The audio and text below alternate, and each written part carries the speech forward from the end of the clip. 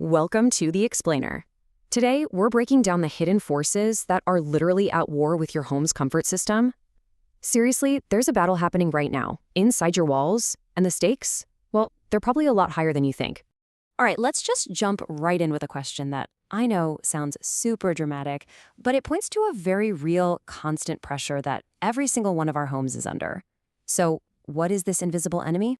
The answer is deceptively simple. It's the air. The air just outside your window. But we're not just talking about whether it's sunny or cloudy. We're talking about a relentless environmental assault of heat, of cold, humidity, salt, you name it. And your first, and frankly, often your only line of defense is your HVAC system. To really get what's going on here, we have to change how we think about our heating and cooling. It's not just an appliance like your toaster. No. You gotta think of it like a soldier, standing guard on the front lines, 24/7, defending your home from the world outside. And when that defense fails, the consequences are immediate. As the source material puts it so well, a breakdown isn't some minor inconvenience, it's a full-blown crisis. It instantly flips your comfortable home into a pretty hostile place to be. Now, here's where it gets really interesting. This battle looks totally different depending on where you live. To see this in action, we're going to zoom in on a fantastic case study from our source material, the coastal city of Quincy, Massachusetts.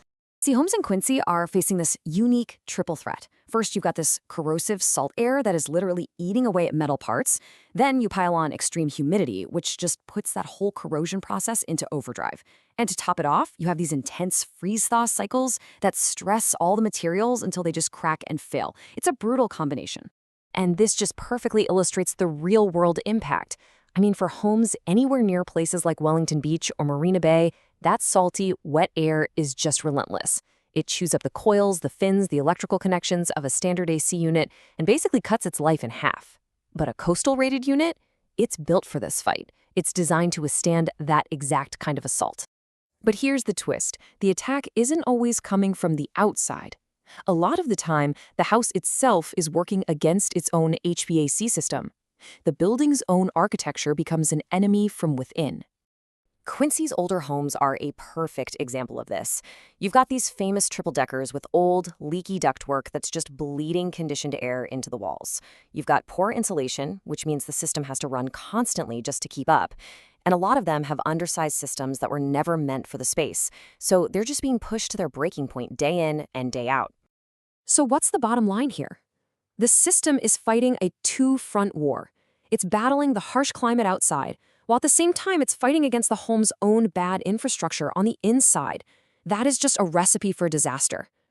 So how in the world do you win this war? Okay, let's shift gears and look at the solutions. We can actually build a winning playbook here, using insights from the technicians who are in these trenches every single day.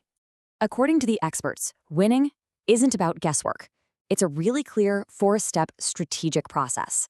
And this isn't just about wheeling in a new box and plugging it in. No, it's a meticulous plan that starts with getting the size exactly right and ends with testing everything to make sure the job is done perfectly.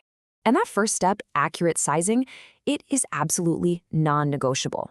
The pros don't just, eyeball it. They use a very specific industry-standard method called a manual J load calculation.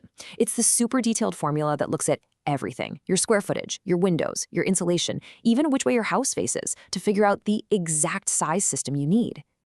And let me be clear, getting this wrong is just a catastrophe for your home. If a contractor skips this step, you are guaranteed to end up with one of two problems: an oversized unit that wastes a ton of energy and makes your house feel clammy, or an undersized one that runs itself into an early grave trying to keep up. Neither one is good.